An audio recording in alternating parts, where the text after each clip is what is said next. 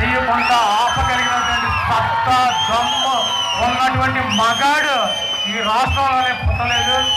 జగన్మోహన్ రెడ్డి గారు నమ్ముకుంది ఆ పైన ఉన్నటువంటి దేవుణ్ణి, ఇక్కడ ఉన్నటువంటి ప్రజల్ని. నేను మంచి చేస్తే నాకు ఓటేయండి అని చెప్పి దమ్ముగా ధైర్యంగా మాట్లాడగలిగినటువంటి ఏకైక ముఖ్యమంత్రి భారతదేశ చరిత్రలోనే జగన్మోహన్ రెడ్డి గారు. సిఎంఆర్ షాపింగ్ మాల్ మన హైట్ నగర్ లో భాగ్యలతా కమాన్ పక్కన ఫిబ్రవరి 29న ప్రముఖ సినీ తారలచే గొప్ప ప్రారంభం. ఇటువంటి పవన్ కళ్యాణ్, చంద్రబాబు ఉత్తపుత్రుడు, దత్తపుత్రుడు, బీజేపీ వదినమ్మ, చెల్లెమ్మ, మోడీ, సోనియా గాంధీ ఎంతమంది వచ్చినా కూడా జగన్మోహన్ రెడ్డి గారి ఎంట్రుకు కూడా పీకలేరు. ఈ రాష్ట్రంలో జగన్మోహన్ రెడ్డి గారిని అధికారంలోంచి ఎంచగలిగినటువంటి శక్తి సామర్థ్యాలు ఎవరికీ లేవు. మనందరం కూడా అండగా ఉందాం, జగన్మోహన్ రెడ్డి గారితో నడుద్దాం, జగన్మోహన్ రెడ్డి గారి వెంబట ఉందాం. జగన్ అన్నకి తోడుగా నీడగా ఈ 58 నెలలు ఆర్థిక పరిస్థితులు, కరోనా, డబ్బులు లేవు, ఆదాయం పడిపోయింది. ఏ రోజైనా వంక పెట్టి ఒక్క 5 పైసల పిల్లలు చెప్పినటువంటి మాట నాపాడా? అదే ఈ దుర్మార్గుడు చంద్రబాబు అయితే ఏం చేసేవాడు?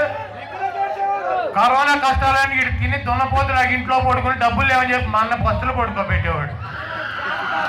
జగన్మోహన్ రెడ్డి గారు ఏం చెప్పాడు? కరోనా అంటే బ్లీచింగ్ పౌడర్ చల్లుకోవాలి, ట్యాబ్లెట్ వేసుకోవాలి, దాంతో సహజీవనం చేయాలన్నారు. మొత్తం కామెడీ చేశారు. ఆఖరికి ఏం చేశారండి వీళ్ళందరూ?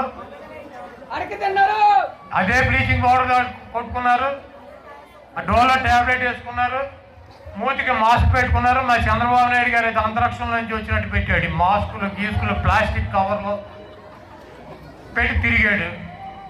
కాబట్టి మీరు ఒకటే ఆలోచించుకోండి, ఈరోజు ఎస్సీలకు కానీ, ఎస్టీలకు కానీ, బీసీలకు కానీ, మైనార్టీలకు కానీ, అగ్ర కులాల్లో ఉన్నటువంటి పేదలకు కానీ న్యాయం చేసేటువంటి వ్యక్తి జగన్మోహన్ రెడ్డి గారు.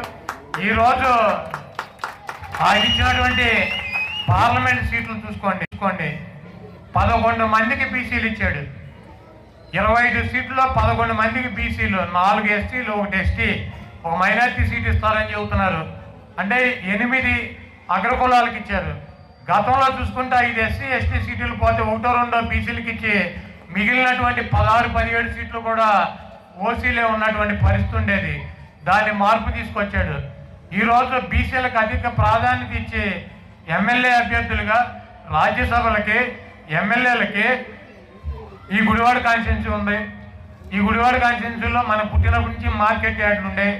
మార్కెట్ యార్డులో కమ్మ సంవత్సరాలు ఎవరు ఉన్నారో కాంగ్రెస్ రానివ్వండి, తెలుగుదేశం రానివ్వండి, ఇంకో పార్టీ రానివ్వండి, ఈ రోజు రిజర్వేషన్ పెట్టి ఎస్సీలకు కానీ బీసీలకు కానీ మార్కెట్ యార్డ్ చైర్మన్ చేసింది జగన్మోహన్ రెడ్డి గారు.